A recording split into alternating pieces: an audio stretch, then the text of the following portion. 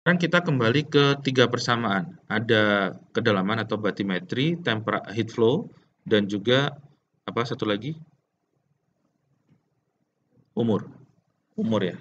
Oke, jadi bathymetry menunjukkan fungsi temperatur. Wilayah yang lebih panas memiliki peningkatan panas dari mantel sehingga akan lebih terangkat ke permukaan. Jadi gambarnya ini mungkin nggak terlalu jelas, saya perbesar aja. Jadi kalau slow spreading mungkin ilustrasinya seperti ini dalam 10 juta tahun. Kalau relatif yang fast spreading, variasi topografinya cenderung seperti ini. Nah, ini kartunnya ya, nanti kita bandingkan dengan data yang sudah diperoleh. Pada gambar ditunjukkan untuk pemekaran lantai samudera baik yang fast spreading atau slow spreading untuk menjadi relatif lebih dalam secara eksponensial terhadap umur litosfer. Jadi ini kalau skala vertikalnya ada, pasti ini ada perbedaan dari dua ilustrasi ini.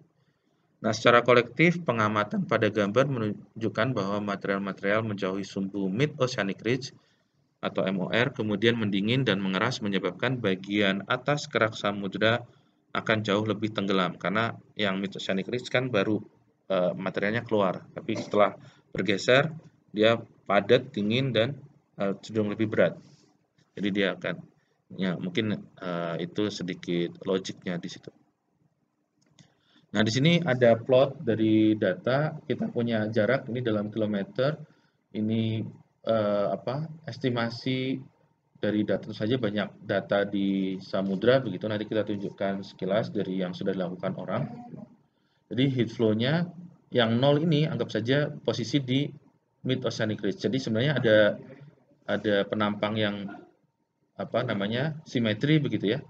Ini yang diambil adalah jarak dari pusatnya 0 ke sekitar berapa kilometer di sini, sekitar 6.000 kilometer misalnya. Ini antara heat flow dan X-nya kilometer. Atau di sini ada water depth, berarti ini bathymetry atau kedalaman. Nah, bentuknya itu mirip eksponensial kan ya. Semakin menjauhi mid oceanic ridge, dia makin dalam. Ordernya sekitar 2 kilo sampai 6 kilometer. Tadi kenapa lebih dalam sudah dijelaskan di poin yang tadi. Nah, kemudian tadi saya sampaikan karena ini berkaitan dengan kecepatan, biasanya kalau di sini yang sumbu X-nya itu biasanya diganti ke umur atau umur litosfernya.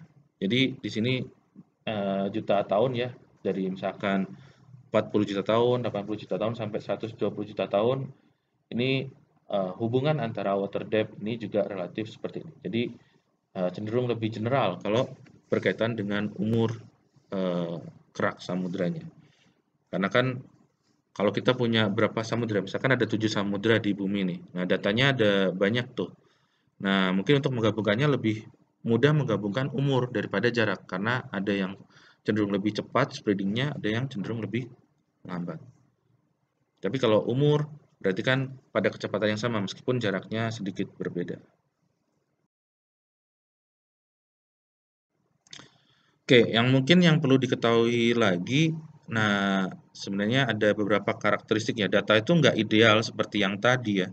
Jadi kalau di sini kan ini interpolasinya dari data yang banyak. Tapi kalau misalkan kita paham di sini, ketika di bagian mid oceanic ridge, biasanya ketika ada panas ini akan ada muncul gelembung-gelembung panas begitu ya.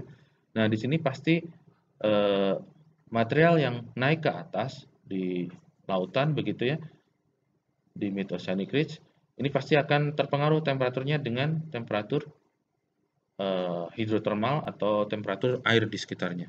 Dan ini pasti akan turun naik gitu kan, sirkulasinya, konveksi begitu, ada arus konveksi kecil di atas mid oceanic ridge, dan nanti akan ada yang masuk ke material-material di yang memekar begitu ya. Nah, di sini mungkin akan masuk dan mempengaruhi. Makin bergeser ke arah yang menjauhi mid oceanic ridge, ya seperti ini, akan ada sirkulasi yang lebih dalam, dan di sini masih melakukan pendinginan sampai menjauh. Nah, yang menjauh nanti akan lebih keras, cenderung lebih stabil dan sebagainya.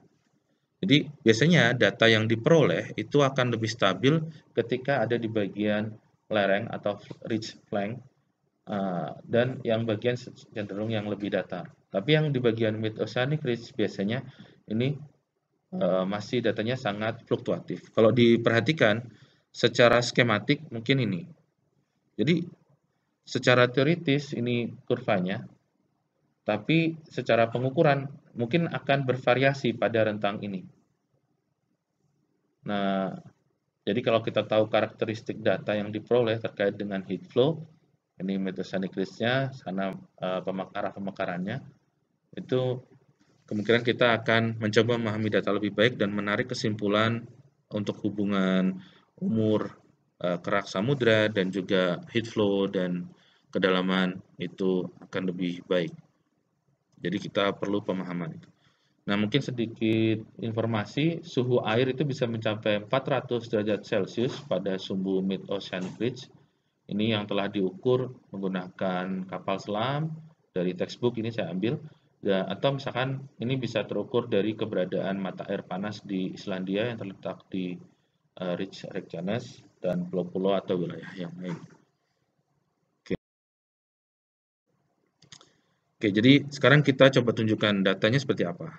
Nah, mungkin seperti ini. Dari pekerjaan Stein and Stein, jadi ada 2 orang, tahun 94. Jadi ini ilustrasi untuk samudra. Nah, misalkan diambil data yang ini. Di Samudra India. Nah, plot datanya seperti ini. Jadi bisa jadi yang umur-umur muda atau yang mendekati Mid-Oceanic Ridge, ini datanya cenderung tidak digunakan untuk interpolasi yang eksponensialnya. Tapi yang di sininya yang digunakan. Kalau data-data Pasifik, Samudra Pasifik, kurang lebih seperti ini, yang plot titik-titik. Yang data di Atlantik, ya kurang lebih juga mirip. Ini berkaitan dengan heat flow. Oke. Oke, ini masih sama. Jadi ketika kita mempelajari di Mid-Oceanic Ridge dan model untuk kerak samudra, ini kita mungkin akan menggunakan perlakuan berbeda, terutama di bagian Mid-Oceanic Ridge dan bagian yang cenderung lebih stabil tadi yang saya bilang, di bagian yang sudah stabil atau yang cenderung lebih dingin. Jadi kalau diperhatikan ini ilustrasinya di Mid-Oceanic Ridge lebih tinggi heat flow-nya dan menurun, berkurang. Demikian juga batimetrinya. Ini jadi ada 2 bagian, di dekat Mid-Oceanic Ridge kita gunakan model tertentu dan yang bagian mendingin atau cenderung stabil, kedalamannya relatif konstan, itu kita gunakan model untuk cooling lithosphere. Nah, mungkin kita nggak sampai ke pemodelan ini, yang cooling lithosphere, tapi kita di Mid-Oceanic Ridge.